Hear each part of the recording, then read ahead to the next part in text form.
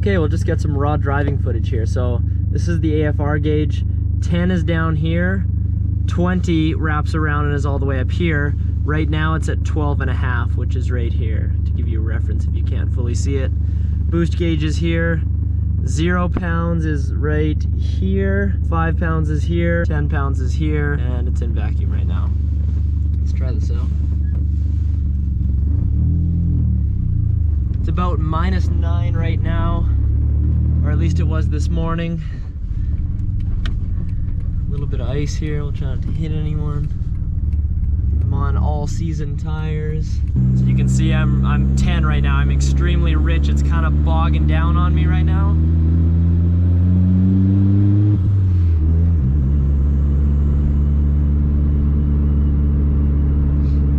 Engine was warm already. I've been driving it around a bit. See, it bogs, like lower RPM, so we'll downshift, give it a little more RPM and see what it does here.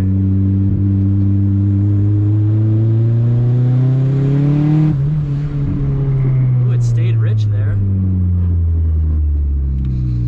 It smells warm after I do bigger pulls like that. I wasn't watching my boost gauge, so I'll be excited to see this video after, see what it made for boost there. Now, if you guys saw the videos back when we picked up this car from BC, this car is 106 horsepower stock. This is a D16 motor, like a non-VTEC Honda motor, and it's not fast whatsoever. This is the slowest car I've ever driven by far. On the Coca Hollow, the speed limit was 120. We could only do 70 kilometers an hour up the hills. We had the hazards on, and we were hanging with the semis because it just didn't have the power to get up these hills. Now, mind you, the front brake was seized a little bit too, so that would contribute to the issue. But already, I took Sarah for a ride last night. We can tell this thing's got much more torque low down. Like, this thing didn't have torque before you revved it fully out, and it just seemed like it would keep up with traffic.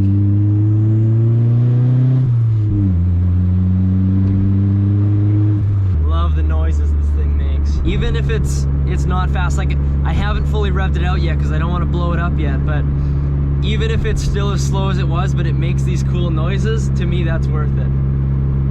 Maybe not for the price, but just for the cool factor.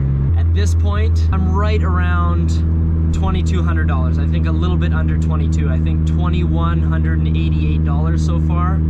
That's including everything except for gas. So that includes the oil I put in this thing, that includes the oil filter, full turbo kit, everything. Injectors, we're running 240cc injectors. Nice backfire there. We'll go wide open.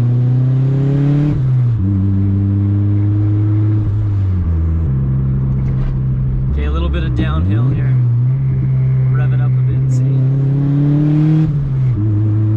Yeah, AFRs were jumping close to 14 there, wide open throttle and climbing, so I let out pretty quick. I don't know what my RPM was. Okay, we'll downshift through the gears here. Fourth, loud backfire third, second.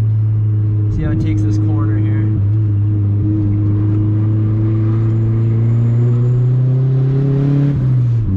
Ooh, AFRs went high there. That was like 16 in boost. Now, I don't know my AFRs very well. I know wide open throttle, it should be around 11.5, which is more on the rich side. I am like leaning out pretty bad here.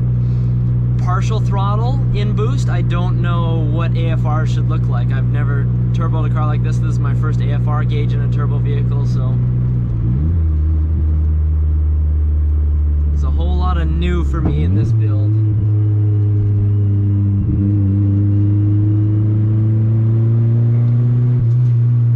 See, like, that's partial throttle, 12.5 air fuel ratio. We'll give these people a pull here, see if they like it. Man, that AFR climbs hard. Okay, I'll try flooring it here in second and seeing if it gives me more fuel that way. Whoa, where's the wideband here? Why is it all the way up there? It went past 20. Never mind, stops at 20, huh? Sounds so cool. The lady was loving the turbo Civic. Okay, don't do a U-turn. Don't do a U-turn. Don't do a U-turn. Don't do a U-turn. Or you'll wreck my $795 car here. Oh, and the price I told you earlier, about $2,188, right around $2,200.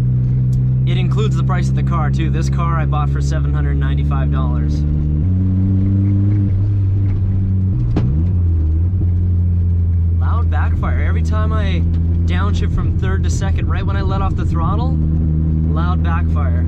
Or after fire, I guess.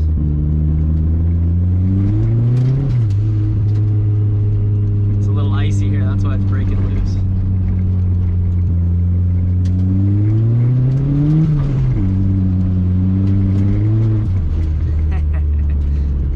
I like this icy stuff, it makes it feel like it's 800 horsepower.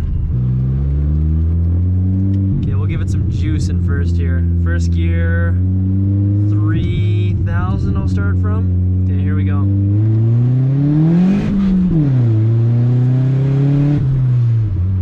That was the most throttle I've given it. I had floored it and stayed in it. And AFRs went to like 15 there, but I think I got close to redline in first. I've been thinking of going recently the FMU route, which on the forums and everything, everybody advises against. It's dangerous. It would be safer than this probably, but apparently they tend to blow up cars. But what an FMU does, to my understanding, is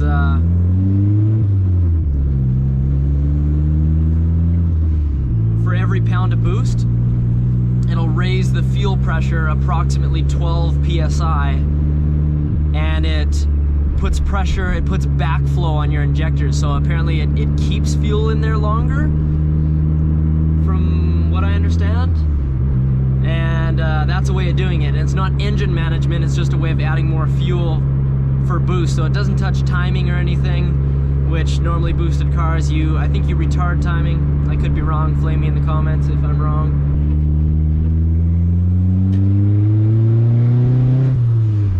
Got lean there, went to 17. I wonder what I'd do if I blew it up. You can find these D16Y7s. I found one on Facebook Marketplace for something like 50 bucks or 65 bucks or something.